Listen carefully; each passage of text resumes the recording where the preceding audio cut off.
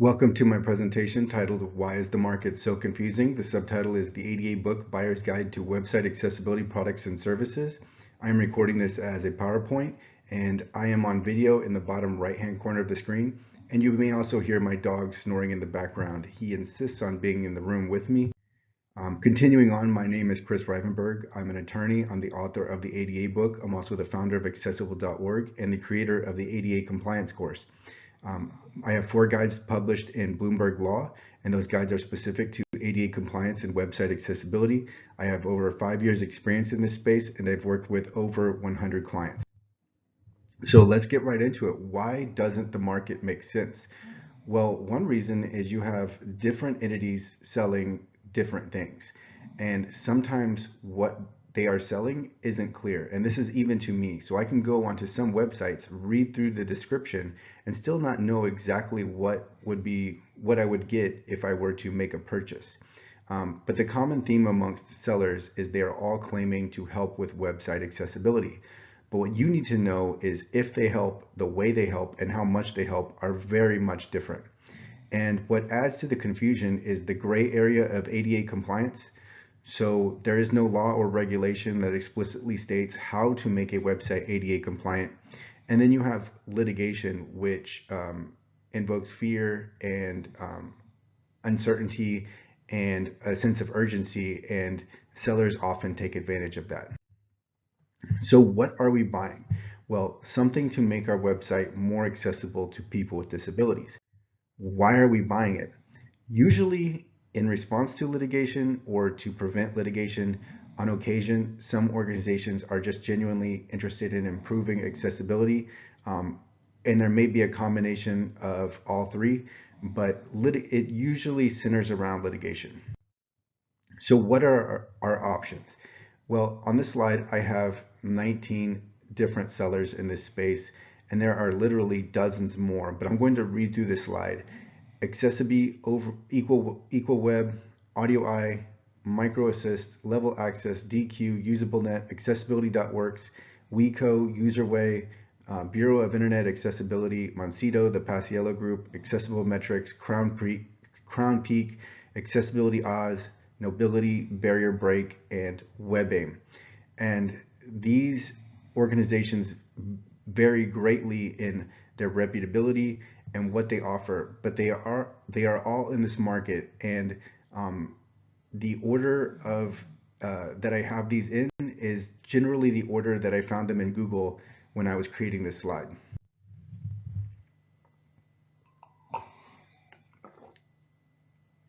Now, which option should we choose? Well, you want to choose the option that best solves your need, because remember, different people are looking for different things. If your objective is to prevent litigation, you need to find, so audit, and fix, so remediate accessibility issues on your website. So you're looking for audit and remediation. If you are responding to litigation, you may also need user testing and documentation, and this is because these items can be stipulations as part of a settlement agreement. And to improve accessibility, you may also be interested in training and help with program management. So generally you can bucket the offerings into 5 different categories. So that's what I've done for this presentation. And these categories are automated solutions, and I have solutions in quotes, automated scans and reporting, mid-tier agency audits, user testing services, and enterprise level packages that include audits. Now, of course, not every seller fits perfectly into these different buckets, but generally sellers fall into one of the 5. So let's start off with automated solutions. And I have solutions in quotes, and that will remain so for the remainder of the presentation, and that's because they don't solve for anything in the sense that the problem you are attempting to deal with will not be resolved through these automated solutions. So typically they are referred to as overlays, widgets, toolbars, apps, plugins, etc. But the premise is that basically you can make your website instantly accessible or more accessible. But the problem is they don't make your website accessible, and they haven't prevented litigation. And we know this because there are literally over 200 lawsuits on record where a business owner and organization had an overlay installed and nevertheless was sued. And then, so these automated solutions will claim or insinuate their solution will make you ADA compliant, make your website ADA compliant, WCAG conformant. And then there's usually a free trial and a monthly or yearly subscription that starts out at about $500 a year. And then the next bucket is automated scans and reporting. And this offer centers around the ability to scan a website. And so there will be customizable reports based on those scan results, and you can also track progress. And then there will be maintenance and monitoring with alerts available. No manual service work is offered. So if you read carefully through, you will find that there are no manual audits. However, if you request one, you may be able to get one through from the seller sourcing out work to a partner. But typically nothing is done in-house. The seller that you are dealing with will not be doing any manual work. And then there are non-accessibility upsells like SEO. And it was very difficult to find an updated price for 2023. I couldn't find any new information on pricing from the sellers in this category, but generally you're looking at a yearly subscription, and I think it will start out at around $2,500 to $7,500 for an entry-level plan. And then there are mid-tier agency audits. And so with this, you have a small business agency type of organization. The primary offering is going to be a manual audit. The audit is going to be available a la carte, and consultation will also be available. And you can expect a one-time fee between $4,000 and $12,000 for a manual audit. The next category is user testing services. So this can be a small business agency type of organization. It may also be a nonprofit. The primary offer is user testing services from professionals with disabilities. User testing will be available a la carte, and then there will also be support, and the fee it's going to vary based on your request. Typically to start, you're looking at $1,500, and it can range on up to $15,000. It really just depends on what you're asking for. And then last, I have enterprise level packages. And this is a larger company. They will have a sales team. They will primarily deal with large entities. And so the feature sell here will be a manual audit with a suite of additional products and services in a package. So it may also be a scan, maybe reporting, training, consultation, etc. And then this is typically going to consist of a yearly subscription contract. And if you are usually you're going to start at between $15,000 to $40,000, but it really does depend on what you're asking for. And then the next slide covers review websites. And I think this can make it even more difficult to understand exactly what you're getting from the different sellers, particularly overlay vendors. So let's go through the websites I have listed on the slide. AccessibilityChecker.org, whoisaccessible.com, G2.com, Capterra.com, DDIY.co, GetApp.com, TrustPilot.com, WebsitePlanet.com, SoftwareAdvice.com, BestWebsiteAccessibility.com, CrossDesk.com, HostAdvice.com, and WPLift.com. So what's important to remember about review websites is these are going to be highly favorable to overlay widgets. You will typically see some very strong recommendations to buy, and this may be because some of them are affiliate websites designed to generate commissions on overlay widget sales. So they might get 15% to 30% of the sale when you refer a customer. And then some of these sites may be outright created by overlay widget vendors to help sell their own product, to help sell and promote their own product. And if not, there may be also others that are usually co-opted by overlay widget vendors. And when I say co-opted, it may be that there's some form of payment whether it's direct or indirect, to promote their widget. So sometimes on these review sites, you will see some overlay widgets that they have more of a negative review, and that's because they're trying to sway you to one overlay widget vendor. And so, of course, many are paid by overlay widget vendors, and then there can also be there's typically, if there's a crowd involved where the reviews are coming from purported to be coming from different people, fake reviews will be generated, and those reviews it's usually very obvious that they are coming from overlay widget vendors. And on this slide, I've got a continuation into testimonials. So similar to reviews, testimonials are often co-opted by the overlay vendors. They're usually influenced by the vendors. The people giving the testimonials usually directly or indirectly receive some sort of payment or compensation from the overlay vendors. And when I'm talking about reviews and testimonials and things of this sort, it's usually not anybody. We rarely see this from any of the other sellers in this market other than overlay vendors. So with testimonials, try to find any, if you're looking through them, try to find any with no affiliation, no overly promotional aspect to them.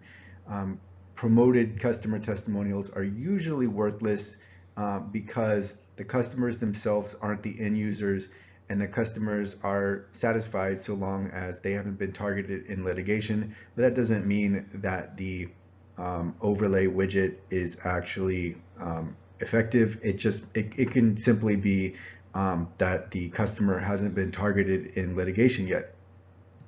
And one last bullet point on this slide is that the marketing testimonials and promotions are especially bad. Last night I came across a video where the marketer was referring to the Americans with Disabilities Act, and he kept calling it ADA instead of ADA. And that's just, that's really, that level of ignorance is typical when you see the marketers promoting overlay widgets, and the marketers, despite having knowledge of or being informed that the overlays are not actually making a website accessible, they don't care. They're only interested in the commissions, and they don't care at what expense it comes to their reputation or even their ethics. And so we've seen especially bad promotions coming from the marketing side of that. And that is why I continually say that you want to stay away from any sellers that are also in the marketing space. It doesn't mean that necessarily a marketer can't be also someone who is genuinely promoting best accessibility practices, but that's usually not the case. So how can you find good information on website accessibility providers? I think Facebook groups is the best path, and especially private groups where you have to be a part of the community to be admitted, or you have to meet some specific requirements. Facebook groups will have good organic discussion, and then Reddit threads can also be similar in that regard, but Reddit threads, I've also seen them where they've been co-opted by overlay vendors. But again, you really should just be ignoring overlays at this point altogether. YouTube channels that are reputable, that are established, those can be good sources, although again, some YouTube channels, some marketers have been paid or are compensated by overlays. Overlay vendors. Tweets can be good. If you search Twitter, sometimes you will find some helpful tweets. Overlayfactsheet.com, overlayfalseclaims.com. Those two websites will tell you all you need to know about overlays. Also, Adrian Rosselli is an accessibility expert, and he's posted several good blog posts on mostly overlays, but sometimes you can find information about other sellers in the space. And then if you search Google for seller plus lawsuit or seller plus complaints, sometimes you can find good information available through Google. The next two slides involve my advice to buyers.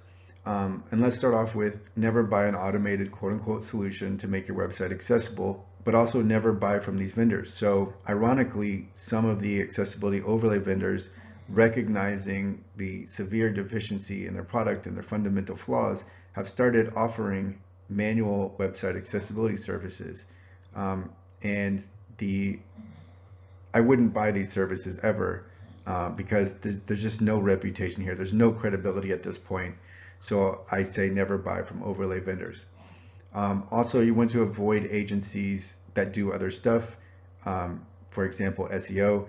And again, it's not because they can't offer good accessibility they can't offer good accessibility services, but it's just usually not the case.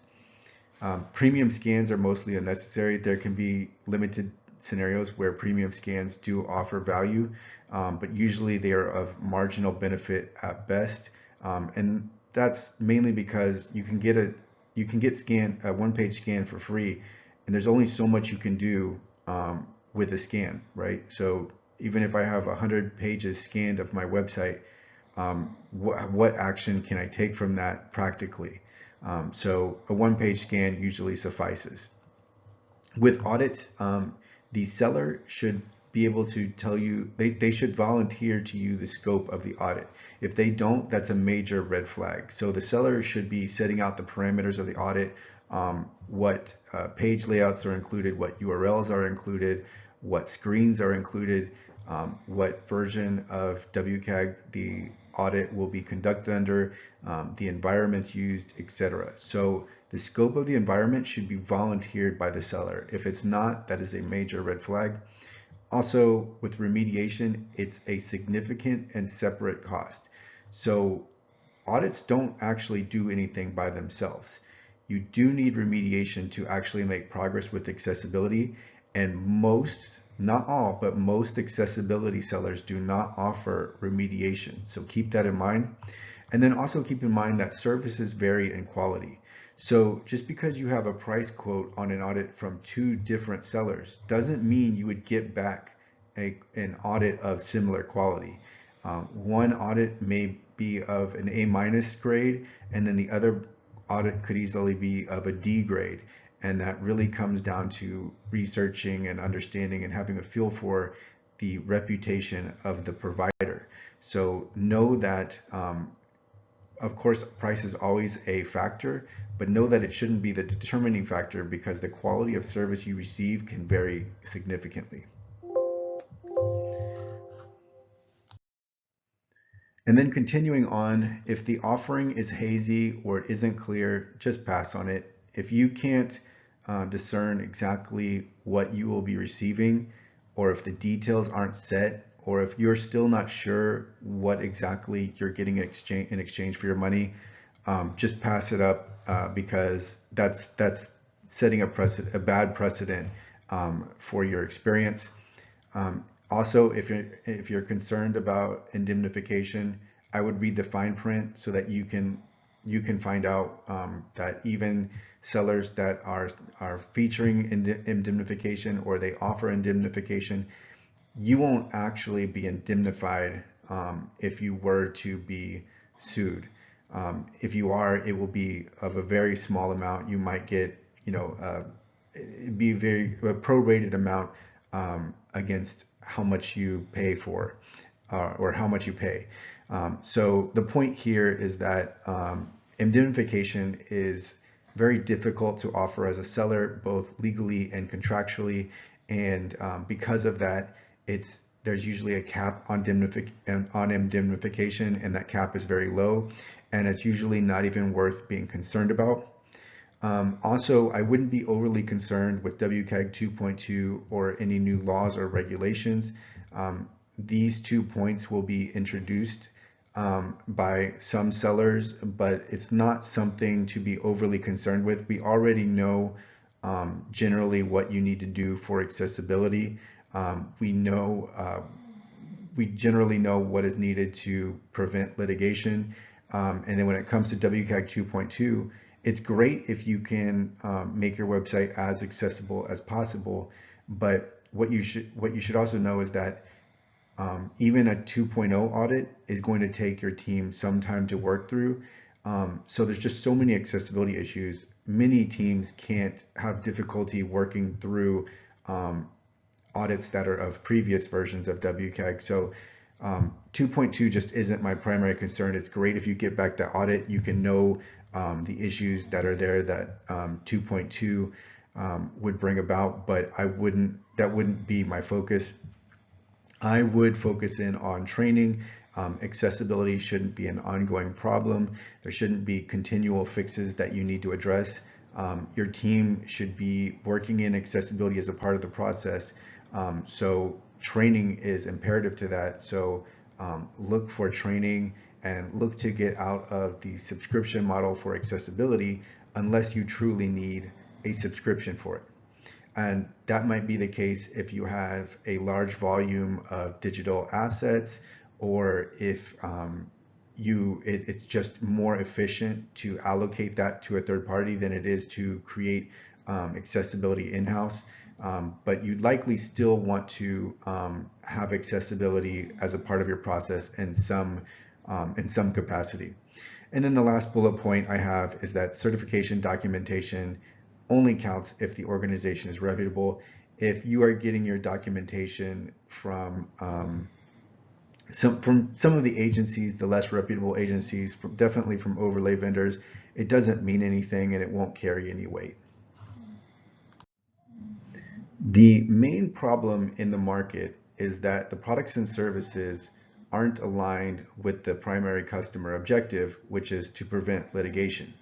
Now, the products and services, of course, they talk about ADA compliance and stopping lawsuits, but you have to ask yourself, do they really? Are they really aligned with that? And so that's been a looming problem. That's been an ongoing problem for years. And of course, manual services are always needed, but just because a manual service is offered doesn't mean it will prevent litigation. So it's important not to make that false equivalency. Just because you get a manual audit, it doesn't mean that manual audit will prevent litigation. It just means that you have a manual audit, and the quality of that manual audit may vary, and your ability to implement the recommendations on that audit may vary. So keep that in mind. And an audit can be extremely helpful in making your website WCAG conformant. It's necessary for it. You have to have an audit to make your website WCAG conformant, but audits alone do nothing to prevent litigation. This misalignment in the market led to me creating the ADA compliance course. And I created the ADA compliance course as an SOP, so as step-by-step instructions for website owners to give to their team. And the course is specifically designed to prevent litigation through genuine accessibility. But the accessibility is only focused in on the issues that are being claimed by plaintiffs' lawyers in litigation. So your team is manually going through your website and they are finding issues and they are fixing them. But the focus is on preventing litigation and not trying to be fully WCAG conformant. You can worry about that after you go through the course, but the course is designed to prevent litigation by taking care of those accessibility issues that are most urgent, and the reason they are urgent is because plaintiffs' lawyers are looking for them. So this course trains your team on website accessibility while they simultaneously take action and they find, so they're auditing, and they fix, so they're remediating accessibility issues. And you can find out more information on the course at adacompliance.net. So we're towards the end of the presentation, but I wanted to talk about the importance of training. One, with training, your team becomes more knowledgeable on accessibility. And because of that, they can incorporate accessibility into your processes. And that means less accessibility issues are going to be introduced. So when you add a new section to your website or content is uploaded, the content will be uploaded in an accessible manner. The coding will be done in an accessible manner. And this means that any accessibility issues that do arise or still introduced are easier, or they're going to be quicker and easier to fix. And you will also become less reliant upon third-party providers, which is extremely important. When you're sourcing out work to third-party providers, it's very expensive and costly, and it's inefficient. It's mostly inefficient. So because of this, because your team has been trained, it's going to definitely improve the experience for all users. And then two more resources from me. One is my free WCAG materials. There's a free WCAG guide and checklist. These are extremely helpful. You can find these at Accessible.org/WCAG. These are 100% free to download. No subscription is required. And also my book, the ADA book, will help you learn the legal landscape and the best practices for ADA compliance. If you have any questions or want to leave a comment, definitely comment below. I will attempt to answer questions that are in the comment section. You can share your experience. Of course, if you'd like to contact me directly, you can email me at info@adacompliance.net. You can also message me at LinkedIn, and my LinkedIn URL is linkedin.com/in/Kris Rivenburgh, and my name is spelled KrisRivenburgh. And you can also get more of the social media postings from the ADA book. There's an account on Facebook, Instagram, Twitter, and TikTok, and the accounts are all the same. It's at the ADA book. And for the final slide, I want to emphasize progress, not perfection. So when you embrace accessibility, you are aggressive and getting started, and you get started right now or as soon as possible, you can make tremendous strides in accessibility. So I want to leave you with the mantra of progress, not perfection.